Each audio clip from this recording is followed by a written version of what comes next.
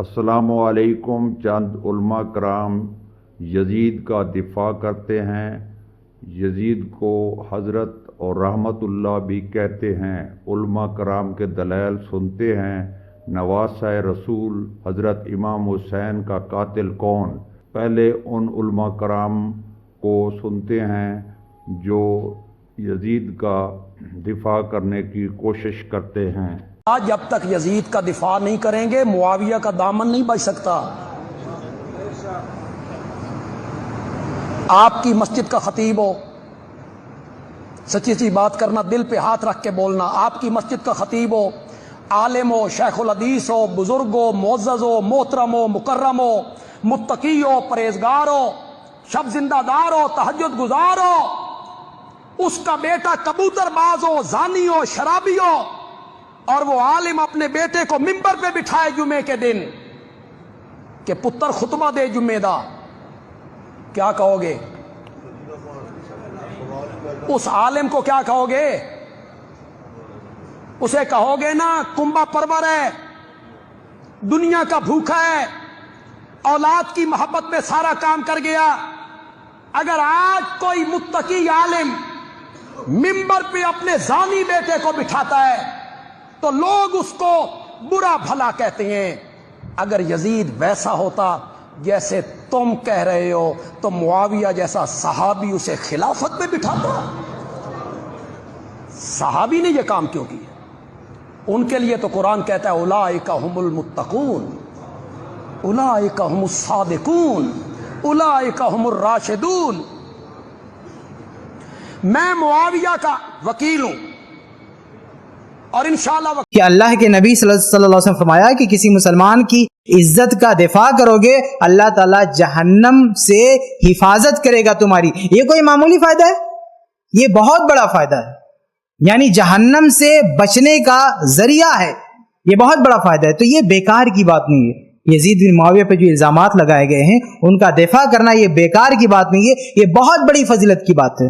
قیامت کے دن بہت بڑا اجر ملنے کی امید ہے۔ اللہ کے نبی صلی اللہ علیہ وسلم کی حدیث موجود ہے جو میں نے آپ کے سامنے پڑھ کے بتائی۔ تو یہ یزید بن معاویہ ہی نہیں، کوئی بھی انسان آج کے دور میں بھی کوئی بھی مسلمان اس پر بلا وجہ الزام لگے تو ہماری ذمہ داری ہے کہ ہم اس کا دفاع کریں۔ لیکن جب الزامات ایسے لوگوں پر لگے جن کے فضائل مسلم ہوں جیسے صحابہ کرام تو ہماری ذمہ داری اور بڑھ جاتی ہے، یا ایسے لوگوں پر لگے کہ جن پر الزام لگنے کے بعد معاملہ کچھ اور کہیں اور پہنچ جاتا ہے، صحابہ کرام کی سیرتوں پر سوالیہ نشان لگ جاتا ہے تو وہاں بھی ہماری ذمہ داری اور بڑھ جاتی ہے۔ خلاصہ کلام یہ ہے کہ، اور میں ایک بات اور بھی آپ کو بتاؤں کہ یزید بن معاویہ کے تعلق سے کہ جو میں یہ کہہ رہا ہوں کہ ان پر الزامات لگتے ہیں تو اس کا دفاع کرنا چاہیے، تو یہ کوئی ایسی بات نہیں کہ میں ایک نظریہ پیش کر رہا ہوں۔ ہم تاریخ کے صفحات دیکھیں تو تابعین نے ایسا کیا بھی ہے۔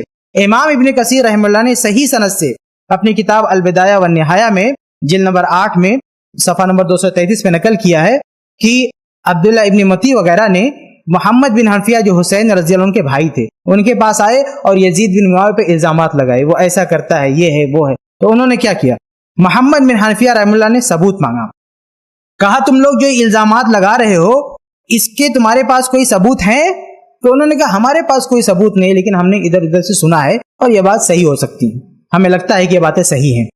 تو محمد بن حنفیہ نے انہیں ڈانٹا، کہا یہ کیا بات ہوئی کہ بغیر ثبوت کے تم ان پر الزامات لگا رہے ہو؟ پھر انہوں نے دفاع کرتے ہوئے کیا کہا، ان کے الفاظ کیا ہیں؟ کہا تم بغیر ثبوت کے اس طرح کی باتیں کرتے ہو، اور میرا معاملہ ہے کہ قد حضرتہ، کہ میں یزید کے پاس حاضر ہوا ہوں، اقمت عندہ، میں نے ان کے پاس قیام کیا ہے، فرأیتہ معاذبا علی الصلاۃ، تو میں نے یزید کو پایا ہے وہ نماز کا پابند تھا، متحریا للخیر، بھلائیوں کو تلاش کرنے والا تھا، بھلائیوں کا متلاشی تھا، یسأل عن الفقہ، فقہ یا دین کی باتیں پوچھتا تھا، لوگوں سے دین سیکھتا تھا، ملازما للسنہ، سنت سے چمٹا ہوا تھا، کٹر سنی تھا۔ تو یہ دیکھیے یہ کوئی نئی بات نہیں ہے کہ اگر آج ہم یزید کے بارے میں برائیاں سن کر دفاع کرتے ہیں تو یہ صرف آج کے لوگوں کا کام ہے، نہیں۔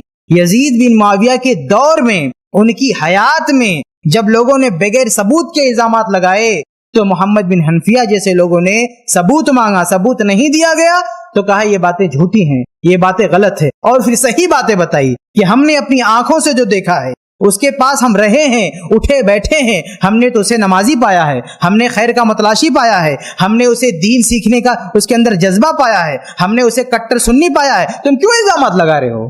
تو دفاع کرنا یہ خود تابعین کی سنت ہے، محمد بن حنفیہ کی سنت ہے رحمہ اللہ، جو اہل بیت میں سے آتے ہیں، حسین رضی اللہ عنہ کے بھائی ہیں، اہل بیت کی سنت ہے کہ ایسی شخصیت پر اگر الزام لگتا ہے تو اس کا دفاع کرنا چاہیے۔ خلاصہ کلام یہ کہ کوئی بھی ہو، کوئی بھی مسلمان، آج کا ہو، آج سے پہلے کا ہو، اس کی عزت کو اگر کوئی تعطار کرتا ہے بغیر ثبوت کے تو ہماری ذمہ داری ہے کہ ہم اس کا دفاع کریں اور اس کے اندر جو خیر کی باتیں ہیں اسے لوگوں کو سنائیں، برائیوں کی تردید کریں، اور جو اچھی باتیں ہم اس کے بارے میں جانتے ہیں وہ لوگوں کو بتائیں۔ یہ اس حدیث سے نتیجہ نکلتا ہے، اور اس کا دنیا میں بھی فائدہ ہوگا، اختلافات ختم ہوں گے، جھوٹ کا پردہ چاک ہوگا، اور آخرت میں فائدہ ہوگا۔ عرض کروں اسی طرح یزید کے بارے میں لوگ سوال پوچھتے ہیں یزید کیا، تو یزید کے بارے میں بھی دونوں طرف ہماری رائے کے حساب سے غلو ہے۔ یزید کے دور میں حضرت حسین کا قتل یقیناً ہوا ہے، مگر کسی ایک مستند روایت سے یہ ثابت نہیں کہ یزید نے حکم دیا تھا حضرت حسین کو قتل کرنے کا، یہ کہیں بھی روایت میں ثابت نہیں آ رہی میرا خیال ہے۔ کوفہ کے گورنر کے حکم سے قتل ضرور ہوا ہے، لیکن کیا یزید نے اس کا آرڈر دیا تھا؟ اس کا کسی مستند روایت میں ثبوت بولو بھائی نہیں ملتا، لیکن اس بنیاد پہ یزید کو رحمت اللہ علیہ کہنا یہ بھی غلط ہے۔ ٹھیک ہے، یزید کے بارے میں کسی مستند روایت سے نہیں ملتا کہ اس نے قتل کا حکم دیا تھا یا قتل کروایا تھا، لیکن قتل ہونے کے بعد یزید نے اس گورنر کے خلاف ایکشن نہیں لیا۔ حضرت عثمان کے قاتلوں کے بارے میں تو یہ تھا کہ ان کو لٹکایا جائے، حضرت حسین کے قاتلوں کو کیوں نہیں لٹکایا؟ نہیں یاری بات سمجھ۔ تو یہ جرم بھی ہے کہ حکومت، ممکن ہے یزید کہہ سکتا ہو کہ میرے بس میں نہیں ہے، کہہ سکتا ہو کہ میرے بس میں نہیں ہے، تو بھائی آپ کے بس میں اگر نہیں ہے تو حضرت علی کے بس میں بھی نہیں تھا حضرت عثمان کے قاتلوں سے قصاص لینا۔ تو اس لیے یزید کو بالکل معصوم قرار دینا یہ بھی غلط ہے، وہ مجرم تھا، لیکن اس کو اتنا لعنتی قرار دے دینا کہ گویا حضرت حسین کو اس نے قتل کرایا تھا، اس کا بھی کسی تاریخی مستند روایت سے ثبوت نہیں ملتا۔ لہذا صحیح بات یہ ہے کہ نہ لعنت اللہ علیہ کا ہو نہ رحمت اللہ۔ قتل حسین کے مقدمے میں یزید کو باعزت بری نہیں کیا جا سکتا، اس نے حکم دیا ہے، اس کے حکم سے ہر قدم اٹھایا گیا ہے، سر نیزوں پہ دمشق پہنچائے گئے ہیں، اس نے آپ کے لب اقدس پہ چھڑیاں ماری ہیں، اس نے فتح و کامرانی کے شادیانے بجائے، اس نے لغویات بکی ہیں، حتیٰ کہ کتابوں میں ثابت میں نے کر دیا، ابن زیاد نے اقرار کیا ہے کہ یزید نے مجھے 2 آپشن دے دی تھی، یا حسین کو قتل کر دو یا خود قتل ہو جاؤ، تو میں نے اپنی جان بچائی، حسین کو قتل کرنے کا آپشن دیا۔ تھے، لیکن کیا مسلمان امیر سے غلطیاں نہیں ہوتی، بادشاہوں سے غلطیاں نہیں ہوتی؟ اس سے بھی اپنے دور میں غلطیاں ہوئیں، یہ تو نہیں کہ مسلمان نہیں تھا، وہ تو تابعی تھا۔ حضرت معاویہ صحابی تھے، وہ صحابی کا بیٹا ہے، انہوں نے صحابی کی زیارت کی ہے، ان کے ہاتھ پہ بیعت کی ہے، وہ تو تابعی ہے۔ اور تابعی کو حضور نے فرمایا خیر القرون قرنی ثم الذین یلونہم ثم الذین یلونہم، لیکن چونکہ اس کے دور میں ایسے ایسے حالات پیدا ہوئے ہیں، اس لیے علماء حق کہتے ہیں کہ آپ اپنی زبانوں کو بند رکھیں، نہ لعنت بھیجیں نہ اس کی برات کریں، اللہ پر چھوڑ دیں۔ یزید 39 سال کی عمر میں مر گیا، اس کا بیٹا بھرپور جوان 19-20 سال کی عمر میں 3 براعظم کی خلافت پر بیٹھا، 40 دن حکومت کی، 41ویں دن اپنے سارے خاندان بنو امیہ کو اکٹھا کیا اور آ کر ممبر پر یوں بیٹھا، کہنے لگا آج ایک بات کرنی ہے تم سے، کہ دیکھو میرا باپ ظالم تھا، اس نے تخت کی خاطر اہل البیت کا خون بہایا، اور وہ تخت جس کے نیچے اہل البیت کا خون ہو اور جس تخت کے نیچے حسین کا خون ہو، میں اس تخت پہ لعنت بھیجتا ہوں، یہ ہے تمہاری حکومت، جس کو مرضی دے دو، میں یہ جا رہا ہوں۔ 3 براعظم کی باپ کی حکومت کو لات مار دی کہ اس کے نیچے حسین کا خون ہے، مجھے نہیں چاہیے۔ پھر گھر سے جنازہ اٹھا ہے، خود نہیں نکلا، 3 براعظم یزید کے بیٹے نے چھوڑ کر امر ہو گیا۔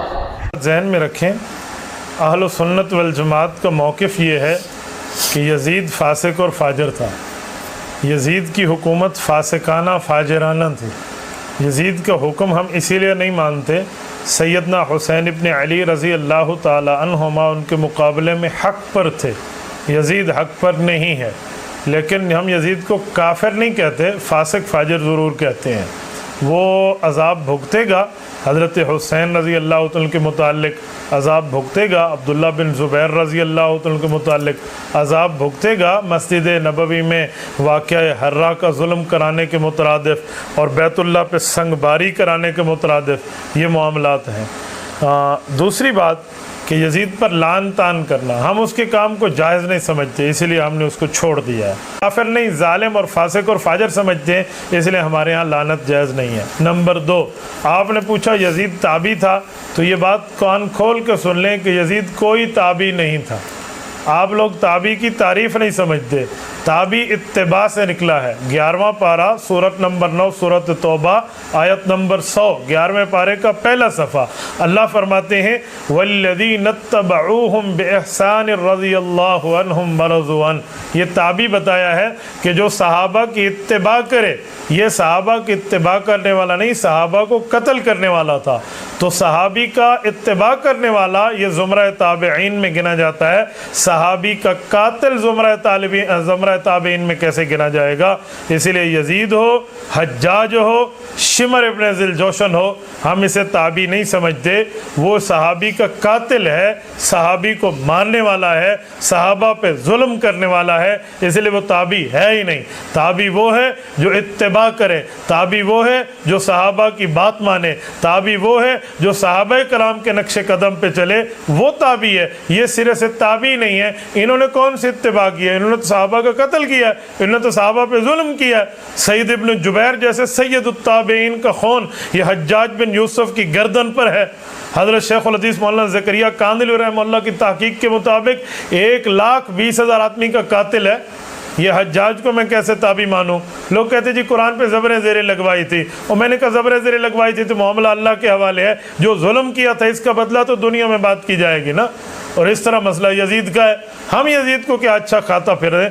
حضرت حسین رضی اللہ تعالیٰ عنہ سن 61 ہجری میں شہید ہوئے ہیں، 61 62 63 64 میں یزید مرا ہے۔ اس نے کوئی ٹرائل چلایا حضرت حسین کے قاتلین پہ؟ ان کو گرفتار کیا ہے؟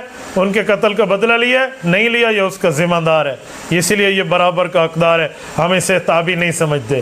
شمر ابن ذی الجوشن ڈائریکٹ قاتل اہل بیت ہے، حضرت حسین کا قاتل ہے، آل رسول کا قاتل ہے، اولاد علی کا قاتل ہے، آل نبی کا قاتل ہے، اس کو ہم تابعی نہیں سمجھتے۔ یہ بالکل ظالم ہے، اس ظالم سے اللہ رب العزت امت مسلمہ کی ان جیسے ظالموں سے حفاظت فرمائے۔ یہ دونوں باتیں آپ نے پوچھی، میں نے دونوں باتوں کا جواب آپ کی خدمت میں دے دیا ہے۔ امید ہے میں جو کہنا چاہ رہا ہوں آپ اس تک اچھی طرح پہنچ گئے۔ جس طرح جامع ترمذی کی حدیث ہے، نبی پاک صلی اللہ علیہ وسلم نے ارشاد فرمایا 6 وہ لوگ ہیں کتاب التقدیر کے اندر، ان کا مقام آپ دیکھیں کہ کیا اللہ نے عزت دی ہے۔ فرمایا 6 لعنتہم ولعنہم اللہ۔ سرکار فرماتے میرے صحابہ 6 طبقے ایسے ہیں، 6 لوگ ایسے ہیں جن پر میں مصطفیٰ لعنت کرتا ہوں، لعنتہم ولعنہم اللہ، اللہ اکبر، اور اللہ رب العالمین ان پر لعنت کرتا ہے۔ وَكُلُّ نَبِيٍّ مُجَاب، اور ہر نبی کی دعا مقبول ہوتی ہے۔ ان 6 میں سے ایک کون ہے؟ فرما ایک وہ وَالْمُسْتَحِلُّ مِنْ عِطْرَتِي مَا حَرَّمَ اللَّهُ، اللہ نے جو میری اولاد اور میری عطرت کو عزت دی ہے، جو اس کو پامال کرے گا، جو اس کی توہین کرے گا، تو حضور نے فرمایا اس پر میری بھی لعنت ہے اور ہر نبی کی لعنت ہے۔ کہ یار ہمیں تو کوئی نہیں، آپ تو یزید کو رحمت اللہ علیہ کہتے ہیں، تو اگر آپ حجاج کو رحمت اللہ علیہ یا محمد بن قاسم کو کہیں تو کوئی مسئلہ نہیں ہے۔ اللہ تعالیٰ آپ کا حشر یزید، حجاج ابن یوسف، محمد بن قاسم کے ساتھ کرے، اور میرا حشر اللہ تعالیٰ حسن ابن علی، حسین ابن علی، مولا علی، فاطمہ، عمار ابن یاسر، ابو بکر، عمر، عثمان کے ساتھ کرے رضی اللہ عنہم اجمعین وعلیکم السلام اجمعین۔ آمین کہہ دو، تو انہوں کو ڈر پہ گیا۔